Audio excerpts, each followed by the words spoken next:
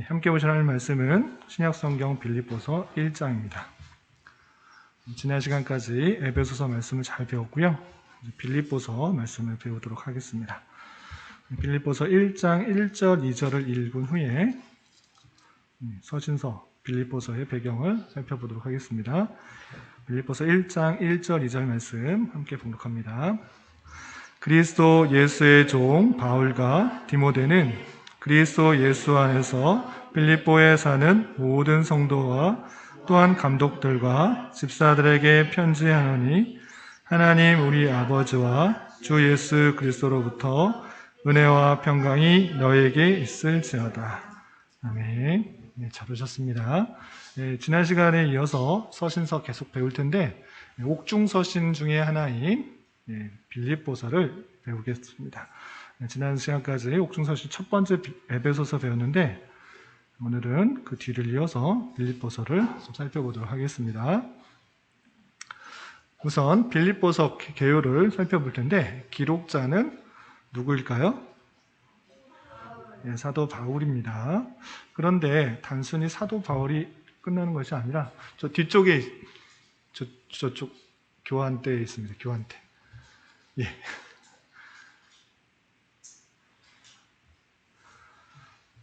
사도 바울로 끝나는 것이 아니라 또 같이 이 글을 참여해서 썼다라는 것을 알 수 있는데 빌립보서 1장 1절 말씀을 한번 같이 읽어보도록 하겠습니다. 시작. 그리스도의 예수의 종 바울과 디모데는 그리스도 예수 안에서 빌립보에 사는 모든 성도와 또한 감독들과 집사들에게 편지하노니. 예수의 종 바울이라는 표현이 분명히 있는데 거기서 그냥 그친 것이 아니고 이 편지는 디모데, 바울과 디모데 이렇게 디모데와 함께 썼다라는 것들을 느낄 수 있게 됩니다. 그래서 그리스도 예수의 종 바울과 디모데는 그리스도 예수 안에 있는 필립보에 사는 이라고 표현되어 있어서 물론 주 저자는 주 기록한 사람은 바울이지만 또 디모데가 함께 동참했다. 같은 마음으로 이 글을 써 나가고 있다라고 이해하시면 되겠습니다. 그리고 수신자는 1절에서 읽은 것처럼 빌립보에 사는 모든 성도와 또한 감독들과 집사들.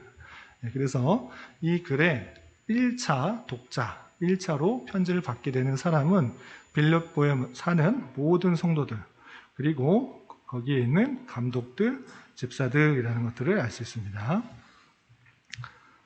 그러면 빌립보가 어디 있는가 여러 번 했는데 이 지도에서 빌립보 위치 어딘지 기억나세요? 몇 번일까요? 5번. 이제 지도 웬만큼 다 외웠어요? 예. 너무 많이 해가지고 이제 외운 것 같아요.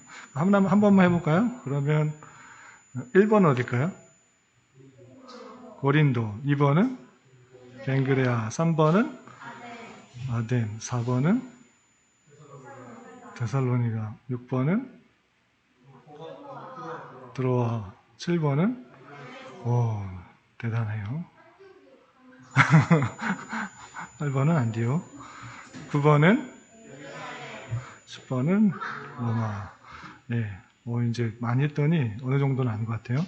여기다가 이제 조금씩 살을 더 붙여가지고 지역을 더 많이 알아두셨으면 좋겠습니다. 기본적인 것들 했는데 지금 이 빌립보 마게도냐에 있는 지역 중에 하나 도시가 빌립보인데 이 빌립보에 있는 모든 성도들, 그러니까 감독들 또 집사들에게 편지한다라고 되어 있습니다. 그럼 빌립보가 어떤 지역인가라고 했을 때 제가 찾아보니까 이렇게 되어 있어요.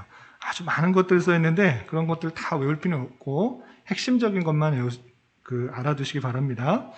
일단 빌립보라는 지역은 아까 그 지역 있죠.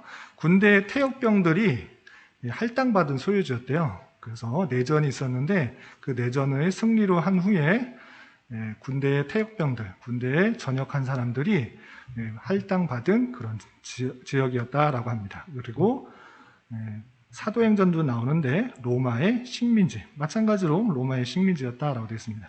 그 주변은 이제 로마의 식민지가 아닌 데가 없습니다. 다 로마의 식민지, 이스라엘도 마찬가지로 식민지였고 이 빌립보도 마찬가지로 식민지였는데 군대의 태역병들이 할당받은 소유지였다라는 것이었습니다. 근데 요거까지는 안 외우셔도 돼요.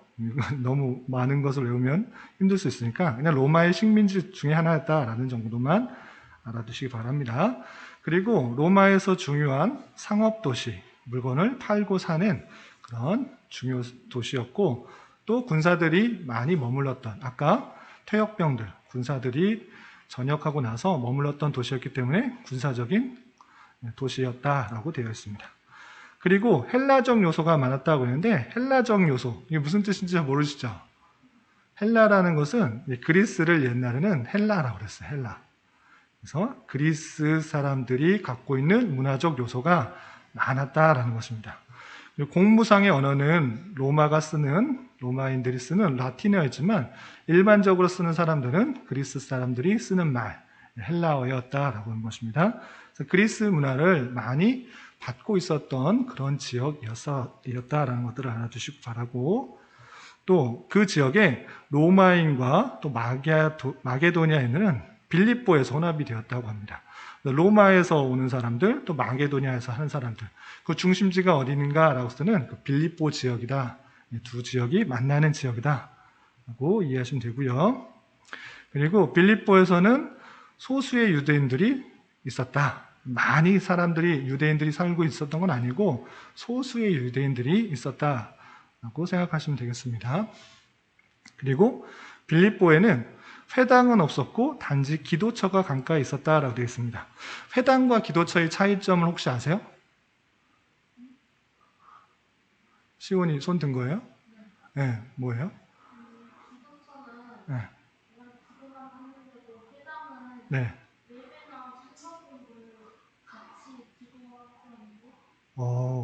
비슷해요.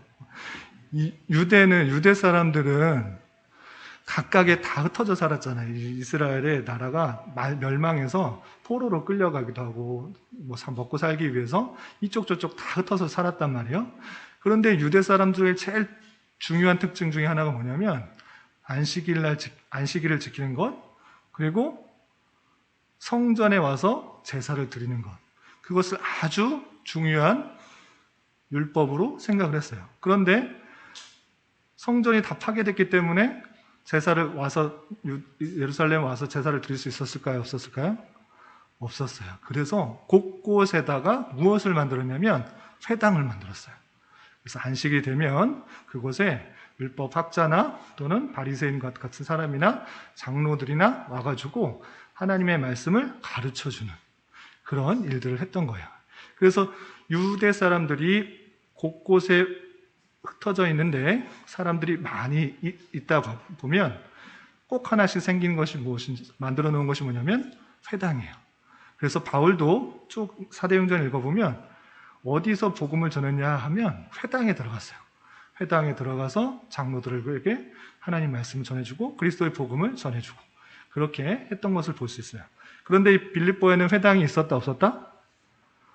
회당은 없었어요. 그렇다면 유대 사람들이 많았다는 뜻일까요? 없었다는 뜻일까요? 많이 없었다는 뜻이겠죠? 네. 많이 있었다면 당연히 회당을 만들어 놓고 안식일 날 말씀을 듣고 또 하나님의 율법들을 생각할 수 있는 그런 안식일을 지키려고 했을 텐데 그렇게 없었던 것을 보아서 유대인들이 많이 있지는 않았다 하는 것들을 알 수 있습니다. 그렇지만 기도를 할 수 있는 그런 조그만 장소가 있었던 것을 볼 수 있습니다. 그래서 바울과 실라가 전도 여행을 갔을 때 이 빌립보성에 갔을 때 회당은 없어서 기도하러 기도처를 찾는 중에 거기서 여인들을 발견하게 되고 그 여인들 중에 루디아라는 사람이 있어서 그 사람을 전도하게 돼서 유럽에서 첫 번째로 전도한 사람이 누구인가 라고 할 때 이 자색 옷감 장사의 루디아인 것입니다. 그리고 그녀의 전도가 바로 빌립보의 기원이 되었던 것입니다. 그래서 빌립보가 유럽의 마게도니아의 첫 성이고 그곳에서 회당이 없었기 때문에 기도하는 곳을 찾아갔는데 마침 자색 옷감 장사 판매하는 그런 루디아를 만나게 돼서 그를 전도하게 됐고 그가 회심하고 예수 그리스도를 믿게 되어서 그로부터 이 빌립보 교회가 시작되었다라는 것입니다.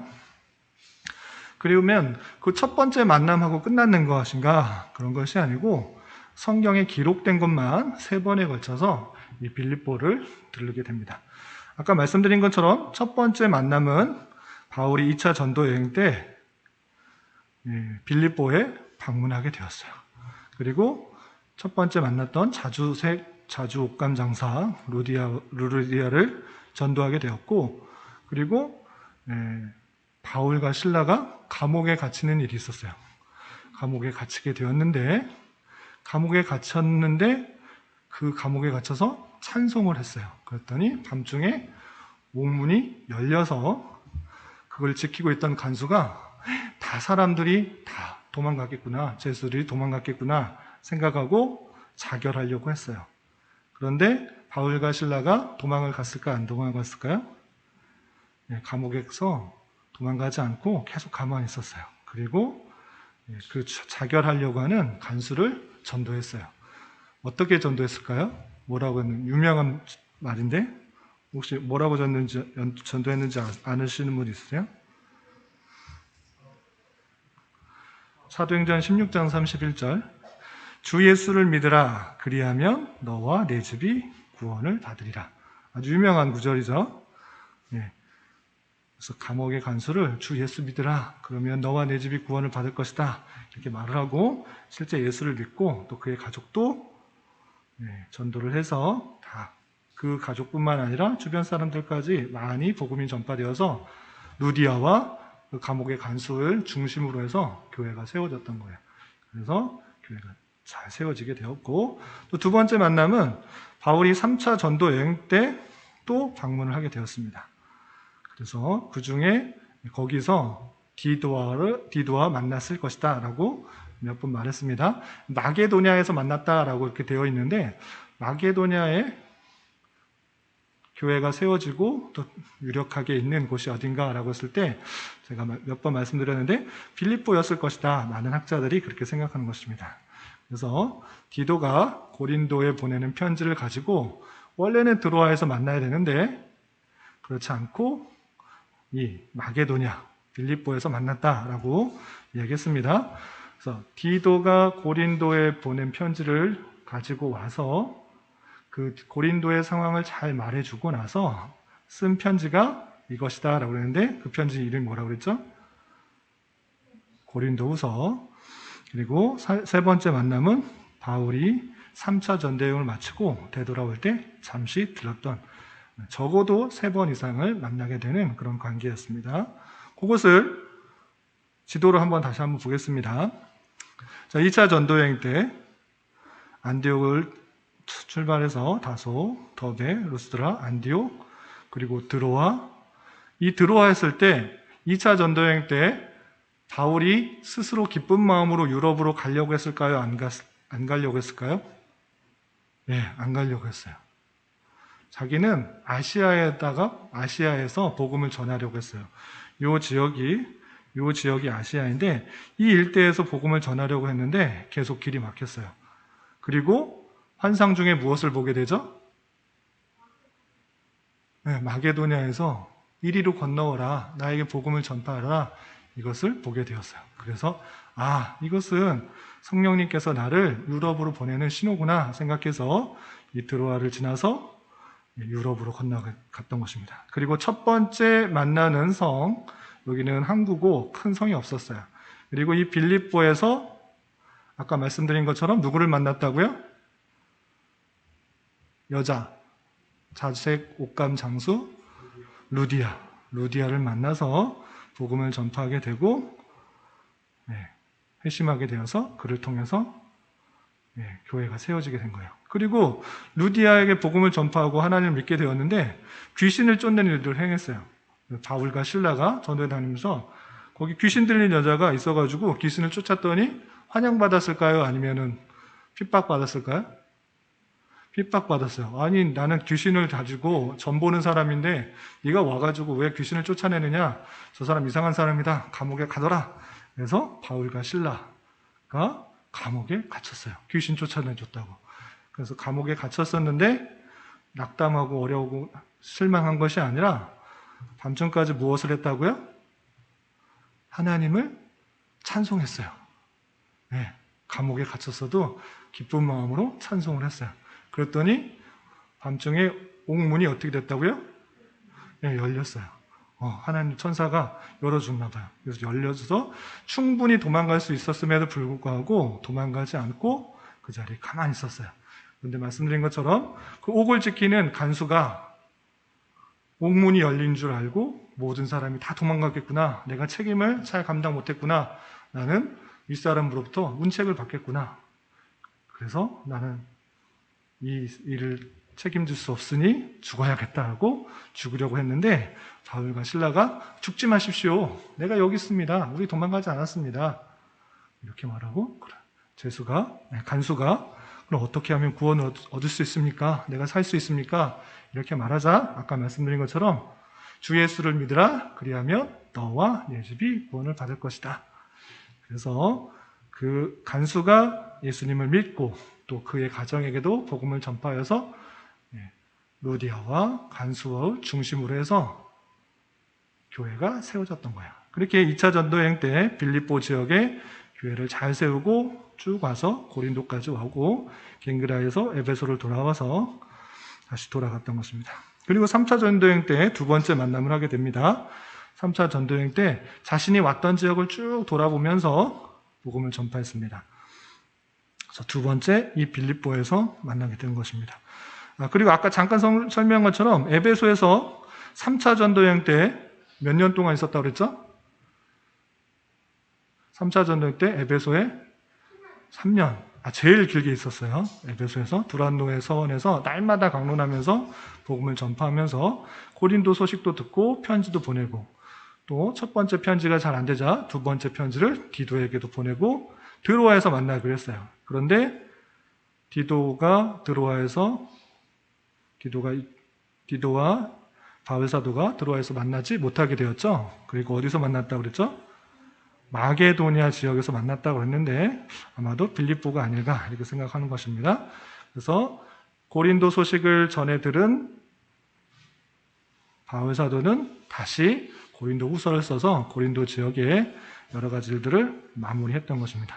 이렇게 두 번째 빌립보 지역에서 만났고 다시 고린도에서 되돌아올 때 또 한 번 들게 돼요.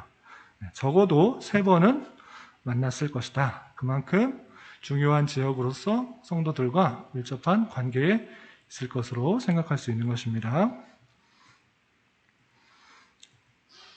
자, 그리고 기록연대 보시면 이거는 다양한 견해가 있어요. 어떻게 다양한 견해가 나왔는지 한번 생각해 보도록 하겠습니다. 우선 기록연대는 1차 투옥 당시로 보는 사람이 있고 또 로마의 2차 투옥 당시로 보는 사람이 있고 아니면 3차 전도여행 때 보는 사람이 있어요. 아주 빠른 것, 아주 늦은 것, 중간 있는데 어떤 게 타당한지 여러분 한번 생각해 보세요. 첫 번째, 이렇게 왜 세 개의 견해들이 있는가 생각해 보시기 바랍니다. 첫 번째, 바울 사도는 이 말씀을 볼 때 갇혀 있다는 것을 알 수 있습니다. 그 내용이 4번이나 아주 붙어서 나오는데, 강조해서 나오는데 그 말씀부터 살펴보도록 하겠습니다. 빌립보서 1장 7절 말씀 함께 봉독합니다. 시작.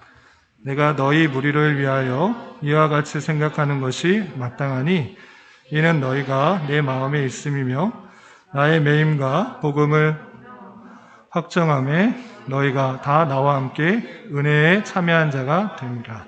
아멘. 7절에 여러 가지 내용이 있는데 한 가지만 생각하시면 됩니다. 나의 매임. 지금이 바울 사도가 어떻게 되어 있다고요? 매여 있다. 어떤 거에 매여 있다라고 표현하고 있고요. 또 1장 13절 14절에도 이렇게 되어 있는데 함께 읽어보겠습니다. 시작. 이러므로 나의 매임이 그리스도 안에서 모든 시대의 안과 그 밖의 모든 사람에게 나타났으니 형제 중 다수가 나의 매임으로 말미암아 주 안에서 신뢰함으로 겁없이 하나님의 말씀을 더욱 담대하게 전하게 되었느니라. 아멘. 13절 14절에 또 반복되고 있습니다. 바울 사도가 어떻게 되어 있다고요? 매여 있다. 매여 있다라는 것도 반복하고 있습니다. 또 빌립보서 1장 17절에도 이런 표현이 있습니다. 함께 읽어보겠습니다. 시작. 그들은 나의 매임에 괴로움을 더하게 할 줄 생각하여 순수하지 못하게 다툼으로 그리스도를 전파하느니라. 예, 뒤에 내용은 또 다른 데 살펴볼 건데 핵심적인 단어 나의 매임. 1장에서만도 4번씩이나 반복해서 바울 사도가 어떻게 되어 있다는 것을 알 수 있죠? 매여 있다, 묶여 있다, 활동이 편하지 않다라는 것들을 알 수 있습니다. 그래서 나의 매임이라는 것이 4번씩이나 반복되는 것을 통해서 바울 사도가 지금 옥에 갇힌 것이 아닌가라고 생각할 수 있는 것입니다. 그런데 바울이 옥에 갇혔을 때 에베소서 때도 살펴본 것처럼 3번 있습니다. 바울이 옥에 갇혔을 때. 첫 번째는 언제 갇혔다고 그랬죠? 3차 전도 여행 후 가이사랴에서 붙잡혔다라고 그랬습니다. 그리고 두 번째 감옥의 생활에서는 가이사의 상수학에서 가이사랴에서 어디로 갔죠? 로마에서 갇혔다고 그랬습니다. 이때는 활동이 편하다고 그랬어요? 안 편하다고 그랬어요? 그나마 편하다고 그랬습니다. 2년 동안 자기 셋집에 머물면서 자기에게 오는 사람을 다 영접하면서 하나님의 나라를 전했다라는 사도행전의 내용이 있습니다. 그리고 세 번째 감옥 생활은 언제 있었죠? 네로 황제 기독교 마켓이 어디에서? 로마에서 또 갇혔습니다. 그때는 전제와 같이 내가 벌써 부어지고 나의 떠날 시각이 가까웠다라고 하면서 이제 죽음이 얼마 안 남았구나라는 것들을 직감적으로 생각하고 편지를 쓰고 있다라는 것들을 알 수 있습니다. 그런데 이 세 개 중에 하나겠죠. 즉 빌립보서가 3개 중에 하나인데 그렇다면 언제인가라고 했을 때는 다른 사람들은 에베소서 2장의 내용을 통해서 에베소서가 아니죠. 빌립보서 2장의 내용을 통해서 디모데를 속히 보낸다라는 그런 표현이 있는데 그렇기 때문에 3차 전도 여행 때 에베소에 있으면서 에베소에서 사역을 하고 있는 디모데, 에베소의 목사, 에베소 교회의 목사님이신 디모데를 속히 빌립보에 보낸 것이 아닌가 이렇게 생각을 하는 것입니다. 한번 찾아볼까요? 빌립보서 그냥 달달 외우는 것이 아니고 실제 성경을 찾아보면서 이해를 하고 넘어가도록 하겠습니다. 2장 19절 보면 이런 표현이 있습니다. 찾으셨나요? 2장 19절 보면 내가 디모데를 속히 너희에게 보내기를 주 안에서 바람은 이런 표현이 있습니다. 그래서 사도 바울이 디모데를 빌립보에 속히 보내려고 그렇게 하고 있는 그런 모습을 볼 수 있습니다. 그렇기 때문에 로마 감옥에 있는데 에베소에 있는 디모데를 빌립보에 보낼 수 있는가? 사람들은 생각하는 것입니다. 그렇기 때문에 어떤 학자는 지금 갇혀있다라는 그런 표현이 있지만 지금 바울 사도는 에베소에 3년 동안 있을 때 디모데를 속히 빌립보에 보내려고 하는 것이다. 그리고 매임, 아까 나의 매임은 단순히 감옥에 갇혀있는 매임이 아니고 지금 날마다 두란노서원에서 복음을 전하는 그런 매임이다. 활동이 제한적이고 어떤 것을 할 수 없는 그런 매임이다. 이렇게 생각을 하는 것입니다. 그래서 2장을 근거로 해서 앞에 매임을 감옥의 매임이 아니다 라고 주장하면서 3차 전도여행 때 에베소에 있을 때 디모데를 빌립보에 보내는 그런 성경이다 라고 주장하는 분이 있습니다. 이거 맞는 것인가? 좀 이따 또 살펴보겠습니다. 또 1장 20절부터 29절까지 보면 바울 사도가 죽음이 얼마 안 남은 것처럼 그런 표현인 것이 있습니다. 한 군데만 찾아보겠습니다. 1장 22절. 20절부터 쭉 자기의 상황을 변론하고 있는데, 상황을 이해하고 있는데, 핵심적인 구절은 22절입니다. 함께 읽어보겠습니다. 시작. 그러나 만일 육신으로 사는 이것이 내일의 열매일진데 무엇을 택하여야 하는지 나는 알지 못하노라. 23절까지 내가 그 둘 사이에 끼었으니 차라리 세상을 떠나서 그리스도와 함께 있는 것이 훨씬 더 좋은 일이라. 그렇게 하고 싶으나 지금 계속 뭘 하고 싶냐면 내가 지금 죽을 수도 있고 살 수도 있고 그 둘 사이에 끼어 있다. 그런데 차라리 이 형편에서는 내가 어떻게 하는 게 낫겠다고 생각하고 있어요? 차라리 세상을 떠나서 그리스도와 함께 있는 것이 훨씬 좋겠다. 나 지금 여기 있는 거 매여 있는데 너무 힘들어서 차라리 세상을 떠나서 하나님과 있는 거, 그리스도와 함께 있는 거, 그것이 좋겠다. 나 진짜 무엇을 택해야 될지 모르겠다. 죽어야 될지 살아야 될지 잘 모르겠다. 그러면서 내 마음은 차라리 세상을 떠나서 주님과 함께 있고 싶지만 육신으로 있는 것이 너희를 위해 더 유익하기 때문에 내가 죽지 않겠다. 이렇게 표현하고 있어요. 이 이야기만 들으면 지금 바울 사도가 상당히 어렵고 힘들구나. 죽을 위험에 처해 있구나. 라고 생각을 할 수 있습니다. 그래서 이 구절을 근거로 해서 또한 앞에 나의 매임을 근거로 해서 로마 2차 투옥 당시 이제 죽음을 얼마 남겨두지 않고 마지막으로 빌립보에 보내는 편지가 아닌가 이렇게 생각하는 것입니다. 그런데 종합해서 볼 때 각각의 약점이 있습니다. 첫 번째, 디모데를 보내려고 하는 에베소에서 기록했다라는 그런 표현은 이 1장에서 나와 있던 매여 있는 것 그리고 죽을 것 같다라는 표현들을 잘 설명할 수 없어요. 에베소에서 열심히 지금 강론하고 있는데 하나님 말씀 전하고 있는데 두란노서원에서 가르치고 있는데 정말 죽고 싶다. 사는 것이 힘들다. 이렇게 말할 수가 없겠죠. 너무 힘들다는 그런 표현을 하기가 없기 때문에 첫 번째 교회는 조금 설득력이 떨어지는 것입니다. 그리고 로마 2차 투옥 당시 너무 힘들고 어려운 그런 상황, 이곳에 있을 때 쓴 것이 아니냐라고 하는 그런 견해도 있는데 이것은 물론 그렇게 생각할 수 있지만 이 디모데를 보내겠다라는 그런 표현들, 디모데를 빌립보에 보내겠다라는 표현들이 있고 또한 1차 투옥에 갇혀 있을 때도 그런 심정의 어려움들은 충분히 느낄 수 있다라고 생각할 수가 있기 때문에 2차 투옥 당시도 그럴 수 있지만 디모데에 대한 그런 보내려고 하는 모습들 그리고 디모데 후서를 또 이따 나중에 살펴보겠지만 디모데 후서에게 권면하는 내용들을 함께 살펴보고 또 1차 투옥 때 좀 편안했을 때 충분히 그 상황 속에서 어려움을 느끼고 내가 하나님께 그리스도께로 가는 것이 더 좋지만 너희들을 위해서 내가 남아 있겠다라고 할 수도 있는 사실이기 때문에 대다수의 성경학자들은 로마의 1차 투옥 때 이것을 썼을 것이다 이렇게 생각을 하는 것입니다. 되시겠어요?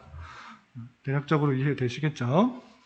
그리고 이게 진도 나가는 게 중요한 게 아니고 여러분들 이해하는 게 중요하니까 어려운 것이 있으면 언제든지 질문해도 좋습니다. 시호 이해가 안 되면 질문해 주세요. 아시겠죠? 네. 그렇다면 바울이 빌립보서를 쓸 때 어떤 상황인가 아까도 봤는데 다시 한번 정리하도록 하겠습니다. 첫 번째, 지금 투옥되어 있는 상태, 매어 있는 상태가 아주 심각하다라는 것을 알 수 있습니다. 1장 20절부터 24절까지 함께 읽어보겠습니다. 시작. 나의 간절한 기대와 소망을 따라 아무 일에든지 부끄러워하지 아니하고 지금도 전과 같이 온전히 담대하여 살든지 죽든지 내 몸에서 그리스도가 존귀하게 되게 하려 하나니 이는 내게 사는 것이 그리스도니 죽는 것도 유익함이니라. 그러나 만일 육신으로 사는 것이 내 일의 열매일진데 무엇을 택해야 하는지 나는 알지 못하노라. 내가 그 둘 사이에 끼었으니 차라리 세상을 떠나서 그리스도와 함께 있는 것이 훨씬 더 좋은 일이라. 그렇게 하고 싶으나 내가 육신으로 있는 것이 너희를 위하여 더 유익하리라. 지금 투옥 상태가 얼마나 힘든지 죽을런지 살런지 고민 중에 있는데 차라리 내 마음 같아서는 세상을 떠나 그리스도와 함께 있는 것이 좋겠지만 그렇지 않고 육신으로 있는 것이 너에게 유익이니까 그렇게 하겠다 이렇게 표현하고 있는 것입니다. 그래서 투옥 상태가 심각하다라는 것들을 짐작해 볼 수 있습니다. 그리고 빌립보서 4장 14절 말씀에 이런 표현도 있는데 함께 읽어보겠습니다. 시작. 그러나 너희가 내 괴로움에 함께 참여했으니 잘하였도다. 예, 너희가 내 괴로움이라는 표현을 썼습니다. 그래서 바울의 상태가 쉬우고 편한 상태가 아니라 괴로운 상태다라는 것들을 알려주고 있습니다. 시온이 씨도 잘 보고 있죠? 네, 궁금한 거 있으면 물어보시기 바랍니다. 그리고 두 번째 바울의 상황 보면 빌립보 교회의 상황을 듣고 매우 안타까워한다는 것을 알 수 있습니다. 그 내용이 3장 17절 18절에 있는데 함께 읽어보겠습니다. 시작. 형제들아 너희는 나를 본받으라. 그리고 너희가 우리를 본받은 것처럼 그와 같이 행하는 자들을 눈여겨보라. 내가 여러 번 너희에게 말하였거니와 이제도 눈물을 흘리며 말하노니 여러 사람들이 그리스도의 십자가의 원수로 행하느니라. 예, 이 빨간 부분을 보면 내가 여러 번 말하였거니와 지금도 무엇하면서 말한다고요? 눈물을 흘리며 말한다라고 표현하고 있어요. 말하는 것이 아니고 지금 편지를 쓰고 있지만 편지를 쓰는 동안에 울고 있는 거예요. 슬퍼서. 왜? 빌립보 교회 상황을 보고 너무 안타까워서 몇 번이나 말했는데 바뀌지 않고 또 잘 되지 않으니까 눈물을 흘리면서 말하고 있다라고 표현하고 있어요. 그래서 바울은 지금 갇혀 있으면서 빌립보 교회의 상황을 두고 매우 슬퍼하고 안타까워하다라는 사실들을 알 수 있는 것입니다. 그리고 빌립보 상황을 빨리 알고자 해서 또 그 상황을 확실히 알아서 자기가 위로를 받기를 원하고 있습니다. 그 내용이 2장 19절, 28절에 있는데 빌립보서 2장 19절부터 한번 읽어보겠습니다. 시작. 내가 디모데를 속히 너에게 보내기를 주 안에서 바람은 너희의 사정을 알므로 안위를 받으려 함이니. 예, 디모데를 빨리 보내고 싶대요. 어디에 보내고 싶어요? 빌립보 교회에. 그래서 빨리 너희들한테 보내서 너희 사정을 샅샅이 잘 알고자 한다라는 것입니다. 그래서 디모데 목사님이 빌립보 교회에 가서 사정을 다 파악하고 나서 다시 돌아와서 바울 사도에게 알려주면 그 사정이 어떻게 되는지 자초지도 다 알고 깨달아서 안위를, 위로를 또 평안을 받기 원한다라고 하고 있는 것입니다. 그래서 갇혀있는 상황 속에서 눈물로써 기도하면서 빌립보 교회의 상황들을 빨리 알고자 하는 그런 마음들이 있습니다. 그리고 28절에서도 28절 말씀이 안 나와 있네요. 우리 2장 28절 말씀 함께 읽어보겠습니다. 자기 성경책으로 가지고 2장 28절 함께 읽어보겠습니다. 시작. 그러므로 내가 더욱 급히 그를 보낸 것은 너희로 그를 다시 보고 기뻐하게 하며 내 근심도 덜려 함이니라. 예, 여기서는 디모데를 보내고 싶었는데 실제로는 에바브로디도라는 사람을 보내게 됩니다. 그래서 에바브로디도를 급히 보낸 것은 너희로 그를 다시 보고 기뻐하게 하며 내 근심도 덜려 함이다 라고 그랬습니다. 그래서 더욱 급히 보낸 이유, 그리고 그를 기뻐하게 하고 내 근심도 덜려 한다 라고 하는 것입니다. 디모데를 보내거나 또는 에바브로디도를 보내는 것, 빌립보 상황을 빨리 깨닫게 되어서 근심을 덜어버리고 또 안위를 받으려고 하는 그런 바울의 기대가 있는 것입니다. 그리고 네 번째 마지막으로 주 안에서 크게 기뻐하고 자족하는 것을 배웠다라고 되어 있습니다. 빌립보서 4장 10절부터 13절까지 말씀 함께 봉독하겠습니다. 시작. 내가 주 안에서 크게 기뻐함은 너희가 나를 생각하던 것이 이제 다시 싹이 남이니 너희가 또한 이를 위하여 생각은 하였으나 기회가 없었느니라. 내가 궁핍함으로 말하는 것이 아니니라. 어떠한 형편에든지 나는 자족하기를 배웠노니 나는 비천에 처할 줄도 알고 풍부에 처할 줄도 알아. 모든 일 곧 배부름과 배고픔과 풍부와 궁핍에 처할 줄 아는 일을 배결을 배웠노라. 내게 능력 주시는 자 안에서 내가 모든 것을 할 수 있느니라. 예, 바울은 감옥에 갇혀서 빌립보 교회 성도들 이야기를 듣고 너무나 슬프고 안타까웠어요. 그래서 속히 사람을 보내서 그 상황들을 잘 알기를 원했어요. 그럼에도 불구하고 바울 사도는 주 안에서 크게 기뻐하고 있다라는 것을 알 수 있습니다. 빌립보서의 특징 중에 하나가 기뻐하다, 기뻐하라, 기뻐하라, 기뻐한다는 말이 반복되고 있는 것을 볼 수 있습니다. 그래서 감옥에 갇혔음에도 불구하고 바울은 크게 기뻐하는데 그냥 기뻐하는 것이 아니라 주 안에서 기뻐하는 것을 볼 수가 있고, 또한 바울 사도는 자족하기를 배웠다라고 되어 있습니다. 자족이라는 뜻이 무엇일까요? 시호. 자족이라는 뜻이 뭐예요?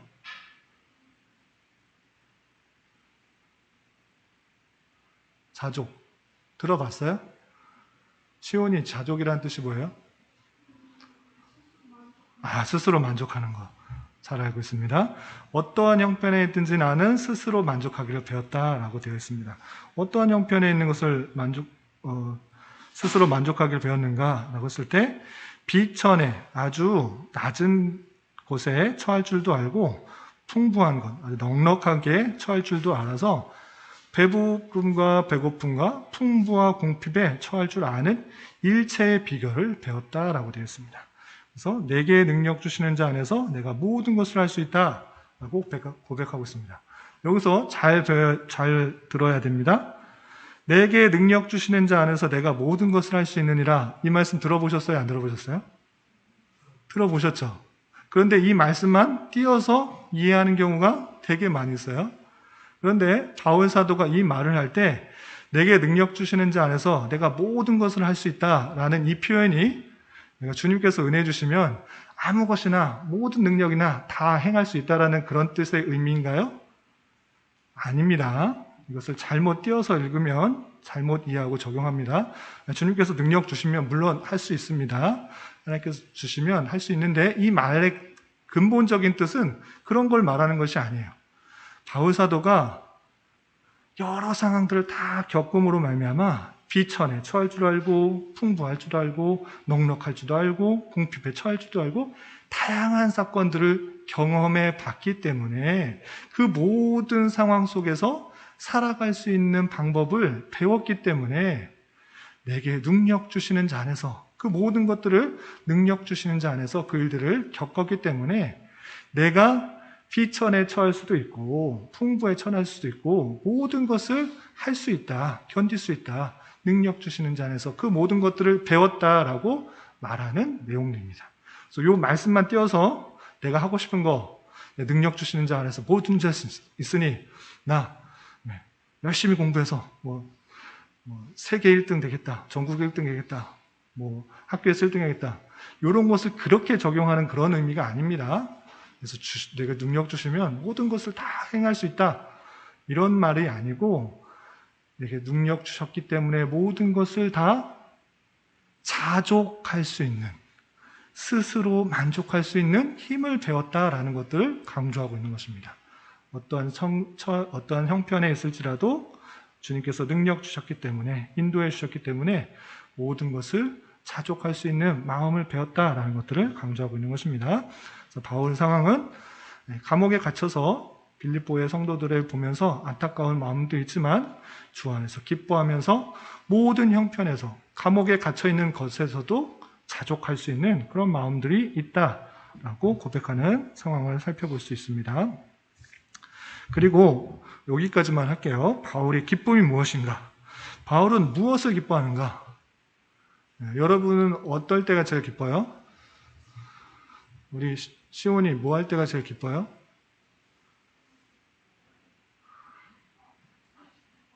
안 물어, 대답 안 해도 알아요.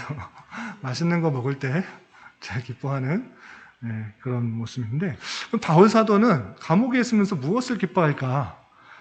이 빌립보서를 통해서 바울 사도는 무엇을 기뻐했는지 살펴보도록 하겠습니다. 1장 18절 말씀 함께 읽어보겠습니다. 시작. 그러면 무엇이냐? 거칠애로 하나 참으로 하나 무슨 방도라 하든지 전파되는 것은 그리스도니 이로써 나는 기뻐하고 또한 기뻐하리라. 아멘.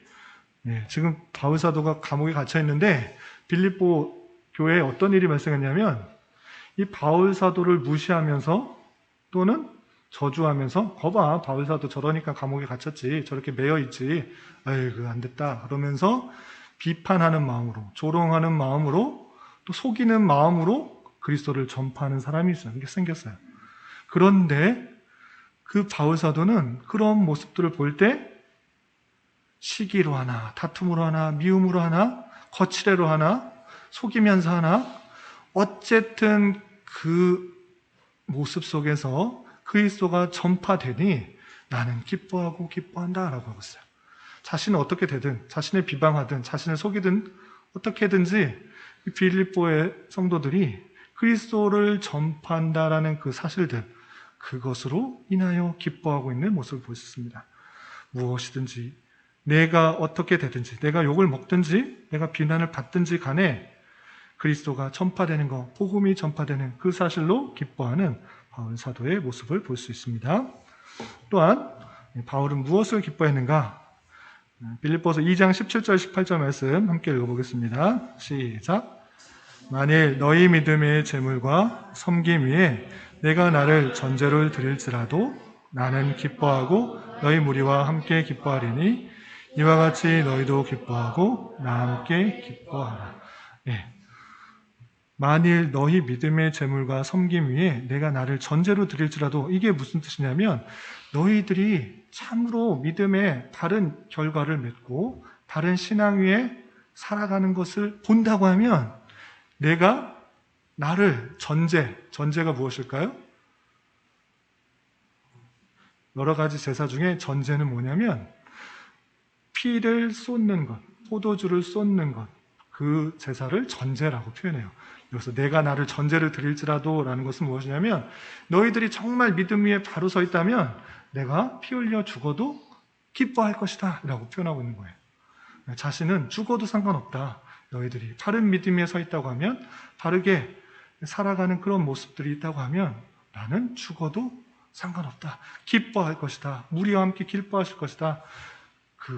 내가 죽든지 말든지 너희들이 믿음 위에 바로 서고 구원에 합당한 삶을 사는 것 그것이 나의 기쁨이고 함께 기뻐할 일이다 라고 표현하고 있는 것입니다.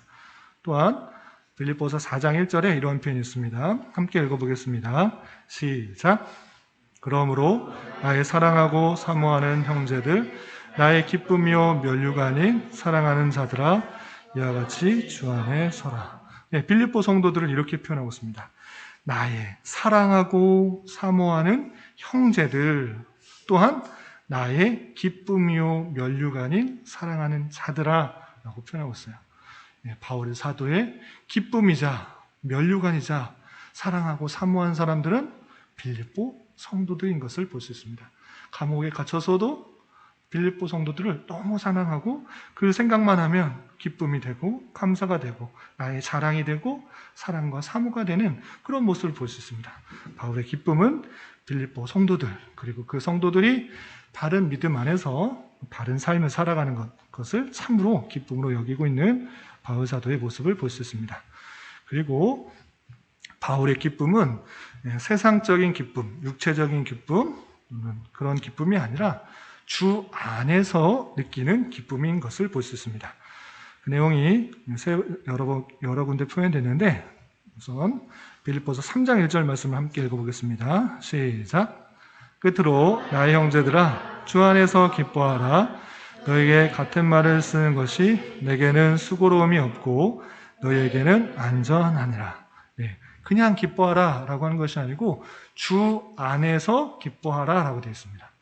그냥 세상적인 즐거움, 육체적인 즐거움 그런 기쁨들을 느끼는 것에 그치는 것이 아니라 주님께서 주시는 그 말씀 안에서 주님께서 허락하신 그 범위 안에서 기뻐하는 것 그것이 필요한데 그것들을 강조하고 있는 것입니다.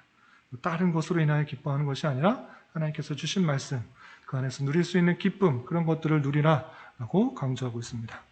또 빌립보서 4장 4절과 또 10절 말씀 그냥 연달아서 함께 읽어보겠습니다. 시작. 주 안에서 항상 기뻐하라. 내가 다시 말하노니 기뻐하라. 내가 주 안에서 크게 기뻐함은 너희가 나를 생각하던 것이 이제 다시 싹이 남이니 너희가 또한 이를 생각하였으나 기회가 없었느니라. 아멘. 계속해서 반복하고 있는 바울의 기뻐하라는 내용. 다른 것으로 인하여 기뻐하는 것이 아니라 주님 안에서, 주님 말씀 안에서 주님 안에 주신 그 내용 가운데 크게 기뻐해야 되는 그런 말씀들을 살펴볼 수가 있는 것입니다. 그래서 우리의 기쁨은 과연 주 안에서 기뻐하는가, 말씀 안에서 기뻐하는가, 그것이 아니고 세상적인 즐거움, 세상적인 기쁨, 그런 것에 더 마음을 쏟고 있는가 되돌아볼 수 있어야 될 것입니다. 바울은 정말 힘들고 어려운 상황 속에서, 매인 상황 속에서 빌립보 성도들을 생각하면서 눈물을 흘려가며 바른 길로 가기를 원했던 그 모습 속에서 우리 또한 우리가 맺혀 있는 자리 속에서 참다운 기쁨이 어디 있는가를 살펴보며 하나님께서 원하시는 주 안에서의 기쁨들을 다시 한번 회복하고 그 가운데 나가야 될 것입니다. 그런 기쁨들을 외치는 바울 사도의 권면, 주 안에서 기뻐하라 라고 했던 그 말씀을 잘 기억하면서 우리도 말씀 안에서 하나 되는 것을 기뻐하고 성도 간에 참으로 교제하는 것을 기뻐하고 성도들이 하나님 말씀 안에 바로 자라는 것들을 기뻐할 수 있는 그러한 우리가 되어야 될 것입니다. 그리고 바울 사도의 고백처럼 비천에 처할 줄도 알고 풍부에 처할 줄도 알고 다양한 것들을 경험할 줄 알았기 때문에 주님께서 함께 하신다고 하면 주님께서 주시는 힘으로 모든 것을 감당할 수 있는 자족의 마음들을 갖고 모든 것을 할 수 있다, 감당할 수 있다라고 고백할 수 있는 우리가 되어야 될 것입니다. 그런 삶을 힘있게 살아갈 수 있는 우리가 되기를 주님의 이름으로 부탁을 드립니다. 혹시 질문, 어려웠던 것, 궁금한 것 있으시면 질문하시기 바랍니다.